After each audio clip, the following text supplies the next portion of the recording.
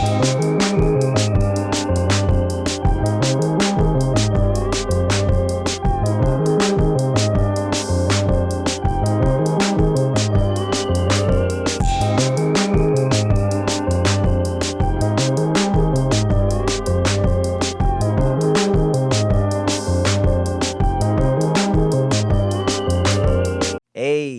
what up, everybody? It's your boy Kenny bringing you another installment in our ranking series where we take a particular subject, director, franchise, character, whatever. We're going to break it down and we're going to do a top 5 ranking from our least favorite to our favorite in our top 5. Today, it's going to be me going solo, of course. As you can see, nobody's here. So we're going to be bringing you something in celebration of one of my favorite modern filmmakers. And he might go down as one of my all-time favorites if he keeps this up. This boy ain't really missed yet. And even the stuff from him, I think that isn't as good as other things, is not bad. I'm talking about my boy, James Wan. You know what I mean? One of the dopest directors on the scene. He's done horror movies, racing movies, superhero movies. He's been all over the place. He's been doing producing as well, man. He produced one of my favorite flicks of this year so far, Mortal Kombat. Dun, dun, dun, dun, dun, dun, dun, dun. My boy was all up in that, bringing that to fruition. But his roots start all the way back in the early 2000s with Saw and goes all the way to today with his latest flick coming out this weekend of September 10th, which is tomorrow from the day I'm filming this. But we're talking about his latest horror thriller, an original flick called Malignant, which is going to be dropping on HBO Max and theater the same day. So make sure you go out and support that. But in celebration of one of my favorite filmmakers, I'm going to be talking about my 5 favorite James Wan flicks. So with no further ado, let's get right into this bad boy. Starting off with number 5. This one might be a bit surprising for some of y'all. It might even be a bit controversial with our watchers and our fellow fandom frequency people out there. But I'm talking about probably the most controversial pick on this list. Number 5 is going to be the original Saw. The thing that started it all, the torture porn movement that James Wan wasn't really trying to start in the first place and isn't really a part of. But in retrospect, with the directors doing crazier shit with the sequels after he exited to do his own thing and go on to make the dope filmography he's made, all those movies went down the torture porn route. So he ended up getting stuck with that unfortunate label attached to the series that he started and maybe didn't even intend to start necessarily. He just had a dope idea on a small budget. You know what I'm saying? But don't get me wrong. The original Saw has a lot to offer, man. When it comes to the titular, well, not the titular character, but the most famous character, the killer, the slasher himself, Jigsaw. Such an interesting and very compelling character, especially in this first flick right here, where all you see is the little marionette dude with the tricycle and all the creepy shit in the videos. You want to play a game? You want to play a game? You know what I'm saying? He's always up in there doing the creepy shit, and just the vocal performance from oh man, I'm blanking on names once again. Stoner memory, y'all. Sorry. But the actor that actually brings Jigsaw to life, he is so damn good in this thing. And just the character's whole ideology and why he's doing what he's doing is interesting in and of itself. Is it still wrong? I would definitely say so. Is it still fucked up? Hell yeah. But it's so interesting and compelling with this first film because he's pretty much teaching like almost life lessons and punishing people for doing fucked up things or, you know, just being fucked up people in general. So it's a very interesting ideology for a killer in the horror genre. You know what I'm saying? And back in the early retake that shit. back in the early 2000s when he was bringing this character to life. This was a completely fresh take on these type of slasher killers, man. And just the whole vibe and the direction itself from James Wan of this movie is so well done and so interesting at the same time, with just the zooms and just the whole frenetic energy of seeing the traps come to life and seeing these people become these unfortunate victims of these fucked up contraptions that Jigsaw puts together. And just the whole construction and structure of the film and the story itself is so interesting and so damn well done and very entertaining, but so hard to watch at the same time in those really rough instances. And at the end, in the third act, with those two characters stuck in that room having that fucked up tough choice of, do I cut my limb off or not? You know what I'm saying? Just that whole way it wrapped up at the end with the twist of the real Jigsaw being the dead body in the room right there and locking Homeboy in there after he made his fucked up decision is just insane, man. It just blows my mind. It blew my mind at the time, and it's just such a good, satisfying ending every time I watch it. I'm not a huge Saw fan in general of the franchise, but when it comes to the original Saw, it is definitely one of the better modern horror movies out there. Probably the best and more, not the best, but in the upper tier of best horror movies for right now from 2000 to 2021, I would definitely say. Maybe not all time, but in the millennium, in the current era, it definitely is one of the better ones out there. So it's coming in on this list at number 5. Let's roll right in to number 4. And this is something I literally just watched the other day for the first time. And it did blow me away in the sense of I didn't expect too much from it. And other than a few generic things here and there, this is such an awesome and underrated film. I'm talking about Death Sentence, starring Kevin Bacon, the late great Kelly Preston, and one of my personal favorite actors, John Goodman. This is a thriller, a revenge action thriller done right. This is totally something that is not original by any stretch of the imagination. We've seen this before a million times over, all the way from Death Wish to John Wick. We've seen it, you know what I'm saying?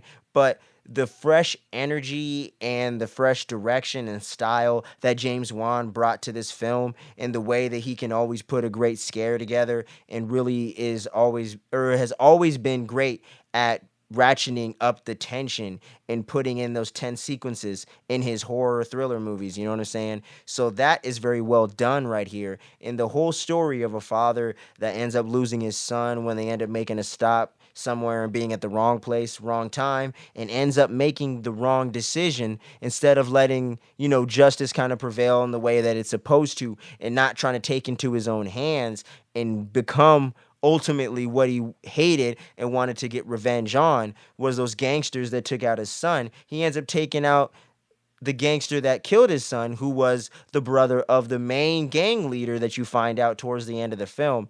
And the way that that's all wrapped together, and you can see Kevin Bacon's character slowly become what he hates and what he was setting out to destroy, is so damn compelling and so well done, man. Kevin Bacon is a OG in Hollywood. We all know he's a great actor, and he really brought it in this role right here, man. And John Goodman was really great in his side role as well. And all the other actors did a very good and serviceable job, you know what I'm saying? And bringing their characters to life. The gangsters you bought for the most part. There's some corny elements here and there and some questions I had in the logic with the gangs, but hey, it's Hollywood, so it's always going to be a little off unless you have someone from that background writing or directing the movie. It's usually not going to be 100% authentic to street life, you know what I'm saying? To the hood, to being an actual gangster, you know what I'm saying? But overall, Death Sentence is such a well done thriller. Great scenes, great acting, great pacing, and such a well done film that a lot of y'all out there, like myself until recently, need to check it out. Death Sentence, James Wan. It's an awesome movie, man. Make sure you go check that out. Let's roll right into number 3. Numero tres, I meant to say. This one might be a little controversial, but hey, fuck it. It's my list, man. And it's not the right list. It's not the definitive list. It's just my personal favorites, man. Number 3 is going to be Aquaman. You know what I'm saying? The OG Aquaman. I love it, man. It is such a wild, fun, at times goofy and corny, but still had a lot of heart. It's such a fun time, dude. My boy James Wan took a blender and said, "Oh, you want an adventure movie? Here you go. You want some comic book movies? Here you go. Oh, you want a little bit of that horror flavor I'm known for? Here you go." He just threw all of that straight into the pile, man. And it's so well done, in my personal opinion. There's a few elements to the movie, like the villains and a couple sequences here and there, that do leave a little to be desired. I'm not saying this is, top 10 comic book movie all time, one of the best movies ever made, but it's one of the funnest movies that has dropped in recent years, and one of my personal favorites. And just the character of Aquaman, Arthur Curry, played by the one and only Jason Momoa, is so well done, so relatable, and so fun, and just infectious with his positive and fun energy. You know what I'm saying? And seeing his whole arc of being from two different worlds, under and above the sea, and trying to come together with his brother and making things right, and kind of uniting the seven. Not the 7 Justice League members. We're talking about the 7 seas, and bringing that together and truly becoming the king of Atlantis, like he was always born to be, and like he was always meant to be, and getting the trident and all those cool adventure sequences, and the ways of him and Mara going around the world and getting these different clues and pieces to finding the trident once they got through the trench and all that, and ran into his mother, played by Nicole Kidman. All of that stuff is just so heartfelt, so genuine, and so fun, man. And when it comes to the underwater special effects, my boy assembled the right team, man, or whoever did, whoever's in charge of that. They did a great job and created a brand new technology just for that movie, just to create Atlantis and all the underwater sequences. And save for here and there when it looks a little video gamey, overall, 99% of the time, the special effects are very well done. So you gotta give James Wan credit there. And just the pacing and the style of this movie is so energetic and fun. You're never bored, and the movie's always constantly moving and progressing forward in the story, and only takes a moment to breathe when it needs to. It needs to flesh out the characters or the world we're kind of living in, and let you know what's going on. So I think it's pretty well done there. If they just would have gave Black Manta a little more development and toned down Patrick Wilson's Ocean Master just a little bit, it would have been just chef's kiss, you know what I'm saying? But it's still one of my personal favorite comic book movies out there. It's definitely in that upper, like, 15, 20 tier for sure. I absolutely love this thing, man. It's so fun. I barely have any complaints for it. And I can't wait for that Aquaman 2, aka Aquaman and the Lost Kingdom or something like that. It's going to be a lot of fun. I can't wait to see it. So Aquaman's coming in right here at number 3. Number two. You might be able to guess what it is, but hey, fuck it. Let's get right into it, man. One of my other personal favorite modern horror flicks out there, and one that I definitely got to get on that shelf. I don't know what I've been doing. Insidious, the original Insidious. I believe he did this before Conjuring, but I'll have to double check that on the post tip. You know what I'm saying? But Insidious is such a awesome and somewhat creative horror flick that has came out in recent years, with it having to do with possession through astral projection. So awesome, man. I literally based my recent album cover, Soul Theory Volume 1, available now, Epsilon Audio, BeatStars, shameless plug right there, but make sure you check that out. And yeah, man, I literally made the cover look like an astral projection type thing because of stuff like this movie that inspired me to implement those kind of visuals and even introduce the topic to me. You know what I'm saying? So that was really awesome. And talking about this with my boy Sita back in the day, and hearing about that stuff around the same time, is really awesome. And seeing James Wan bringing that unique element to the horror genre to bring you thrills and that haunted house element from the movies he's well known for doing, and bringing those jump scares, but in a brand new way, with awesome characters. You know what I'm saying? Patrick Wilson's character and the way that he ties into it and had this ability himself and dealt with the same exact thing as a kid and is now torturing and trying to get his son is so compelling and so well done. I really love the way they worked that all around into the plot and in the story. And all the acting in the movie is very well done as well. My boy James Wan never really disappoints in the acting department. He always casts and picks a good, group of actors and always finds out the way to bring out the best performance out of them. So he did that again here, man. Patrick Wilson, the kid actor, was actually really good. And kids definitely can make or break a movie, and it definitely a horror flick. Kids make or break those all the time. So that kid was definitely on point. I definitely got to throw his name somewhere down here on the screen because he deserves some credit. That kid was awesome. And just the overall style, once again, James Wan, always with the camera zooms and the way that he pans and moves the camera around, was so damn cool in this with the astral projection sequences. It was so well done, yet different than other sequences and things he's done before, like in The Conjuring or all the way back in Saw or even in stuff like Dead Silence, which is an honorable mention and stuff like that. So it's cool to see his dynamic style always evolving and always changing. And this was one of those movies that was the proof right there that lets you know my boy James Wan is not no one-trick pony. Even in the genre he's done several times and he's the most known for, he always brings something fresh and something different and fun to the movie. And just the actual scares and the horror element of the movie, Insidious being a horror movie, is well done. It's actually very creepy, intense in a lot of the sequences where it's supposed to be. I wasn't like scared out of my mind or couldn't go to sleep or was up all night, but it's a really well done horror flick that definitely would freak a lot of you out there. You know what I'm saying? So Insidious, I really don't have much complaints for it. I just thought the little red-faced demon dude, while awesome, could have been used a little more in the movie. But other than that, man, I really don't have any complaints for this flick. So that's why Insidious is coming in at number 2, baby. So, the big moment has arrived. Numero uno, what's taking the top of the list? Who's the top dog? Come on. Was it really going to be anything else? Fast 7. Nah, I'm just playing. It's going to be The Conjuring, baby. The original 2013 The Conjuring. Man, this movie is fucking awesome.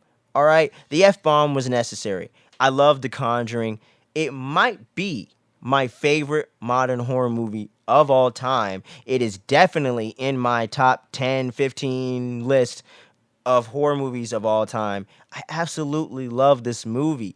It is so well done from top to bottom. When it comes to the characters, they're so well done and developed and relatable and always have a purpose within the story throughout the entire time. The whole demon possession element is some of the most well done exorcism scenes you've ever seen since the original Exorcist in 73. This is some of the best possession stuff you've ever seen from 73 till now within that 40-year gap in those movies right there.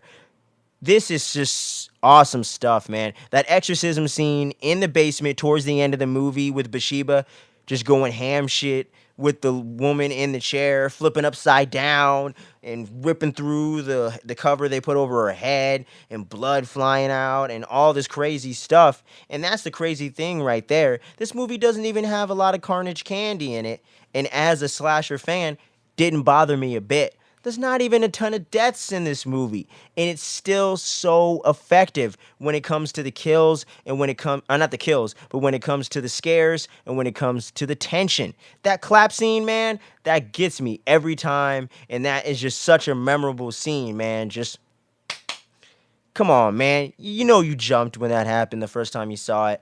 I absolutely love this movie, and with Vera Farmiga and Patrick Wilson as the Warren couple, the Warren and paranormal investigators we all know from the true stories out there, they do such a great job of playing these characters in such a raw and earnest and believable way. You know what I'm saying? They almost make you believe that without a doubt these films are based off true life events, no questions asked, and they're just so damn likable and relatable in this flick. And the chemistry that these two have as a married couple cannot be hyped up enough. They have some of the best chemistry on screen together as a couple, I think, in any movie all time. You definitely buy into it. You know what I'm saying? You'd almost think they were dating in real life.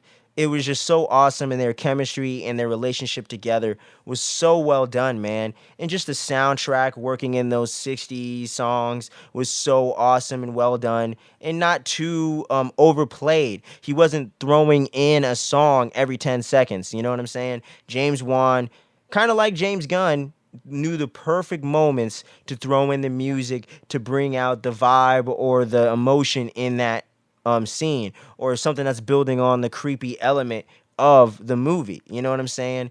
And just from top to bottom, dude, the cinematography and just the way that the camera's moving and floating around the house and going from this room to that room during those tense sequences is just so awesome, man. I just can't praise this movie enough. If you don't like The Conjuring, I just can't understand it. But if you're like me and you love this movie, how could you not put it on the top of ranking list of James Wan's best movies, man?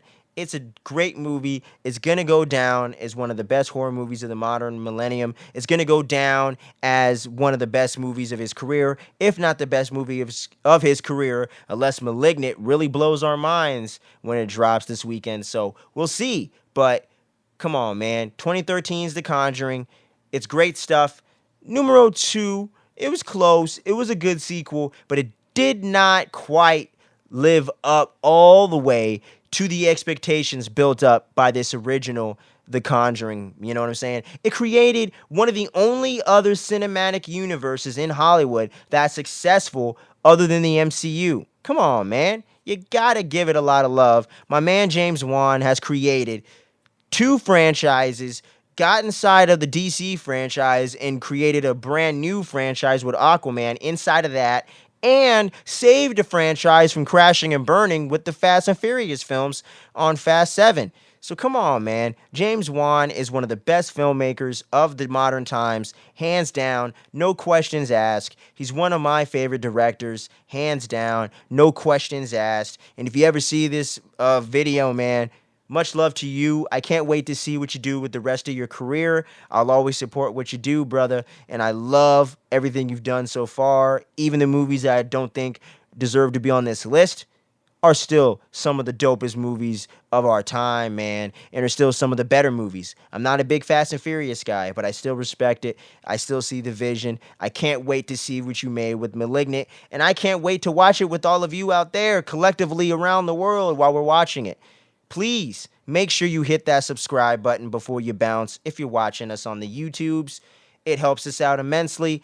And make sure you click that subscribe. We're trying to reach our first 100 subscribers so we could do a lot more things with the channel and start getting some of that ad revenue. You know what I'm saying? So let's start building towards those great things. Let's get our first 100 subscribers so we can get a custom link and all that great jazz. Make sure you download the episode if you're listening on the podcast format and have soothing sounds of my voice in your ears. We love all the appreciate we've gotten so far and received so far. So much love to all of you guys out there. So what movies would you put on your top 5, on your 5 on it lists for James Wan? You know my list. Let me know what yours is down in the comments section below. And don't just put numbers in the name of the movies. Tell me why you put them where you put them. I want to get into a discussion with y'all. Hit us up on the social medias. And until next time, guys, it's your boy Kenny. Make sure you check out everything Fandom Frequency has to offer you guys. Stay tuned. Don't sleep. I'll see you guys on the flip side. Peace.